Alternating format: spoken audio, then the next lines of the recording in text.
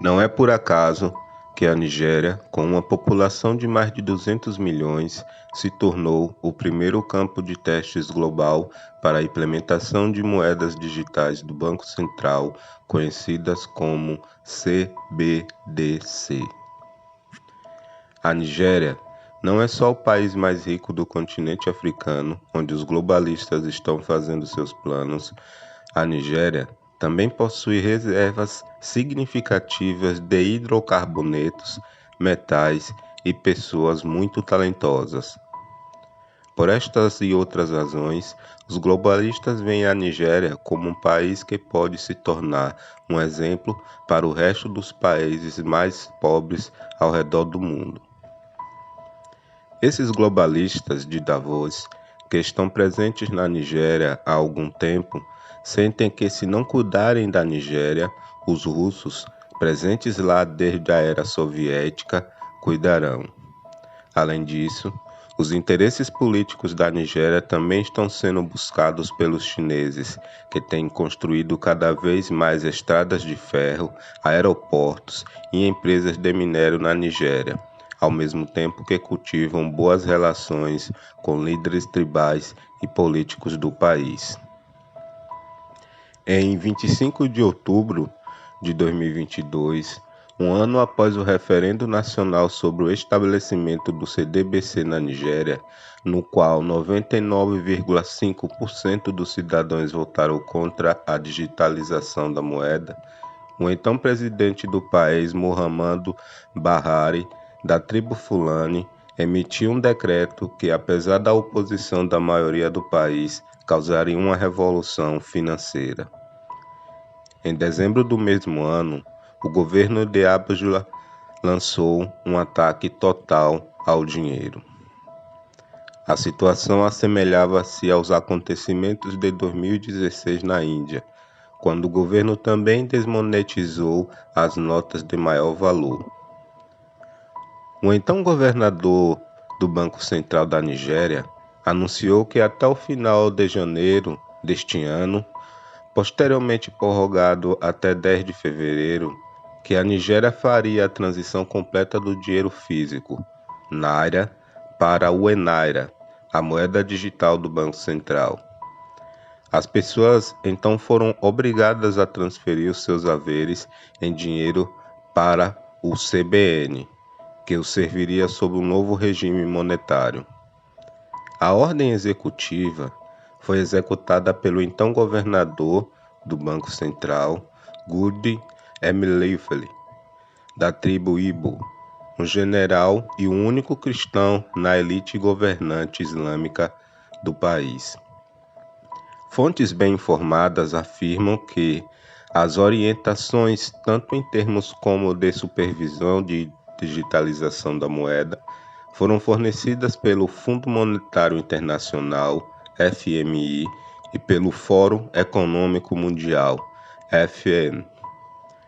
Quando chegou o dia 10 de fevereiro de 2023 e cerca de 80% dos 7,2 milhões de dólares anteriormente em mãos privadas acabaram em contas digitais como CBDC. Porém, a parte mais pobre da população ainda não tinha contas bancárias. Apesar das garantias do CBN de que o dinheiro físico não seria eliminado até que o CBDC estivesse totalmente operacional no país, metade da nação ficou com notas velhas e sem valor. Os passageiros que iriam, por exemplo, para a capital ficaram sem dinheiro para pagar o transporte. Muitas pequenas empresas, uma parte significativa da economia que depende de pagamentos em dinheiro, fecharam porque os seus clientes não tinham dinheiro em espécie para pagar. É fácil compreender porque é que eclodiram tumultos violentos no país em 16 de fevereiro de 2023, resultando em vítimas. Privados de toda a sua riqueza, pessoas desesperadas e famintas saíram às ruas exigindo o restabelecimento da validade do antigo papel moeda. Então circularam rumores de que o governo Buhari havia emitido um novo papel moeda, novo Naira, para ser usado temporariamente. No final de janeiro de 2023, as transações utilizando o Naira funcionavam sem problemas, mas limitavam-se a representantes da classe média, cerca de 35 a 40 milhões de pessoas na Nigéria. A grande maioria dos nigerianos que usavam dinheiro na sua vida cotidiana andavam por aí à procura de trocar o seu dinheiro antigo por qualquer coisa que pudessem comer. Então houve um novo boato de que o governo de Buhari tinha emitido uma nova moeda. O problema era que a nova moeda não existia em lugar nenhum. Quando o Banco Central se retirou da experiência, a oferta do novo dinheiro não atingiu sequer 10% de toda a oferta da moeda nigeriana. Não havia uma moeda nova em parte alguma. Mesmo que assim fosse, não há possibilidade de trocar em massa da velha e invalidada Naira pela nova, o Enaira. O governo reconheceu, então, que a moeda recentemente emitida se destina a satisfazer as exigências dos manifestantes e restaurar o seu poder de compra.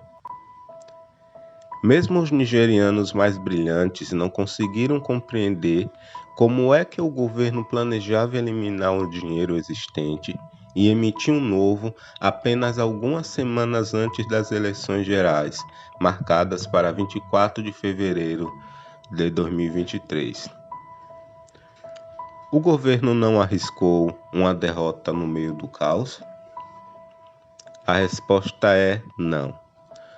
O novo dinheiro era a garantia da vitória eleitoral. Destinava-se a ser distribuído aos pobres para que soubessem em quem votar democraticamente. Tal como previsto, o novo presidente da Nigéria é um representante do Partido do Poder, o mesmo responsável pelo caos no país. É importante notar que estamos falando de um país que já estava com uma crise monetária, uma inflação crescente e escassez de combustível, apesar de ser o maior produtor de petróleo da África, onde uma grave falta de dinheiro e filas intermináveis em caixas multibanco prevalece há anos. A situação de incerteza e perigo persistiu durante 3 meses e meio até a tomada do novo presidente Bola Ahmed Tinubu, da tribo Yoruba, antigo governador civil do estado de Lagos.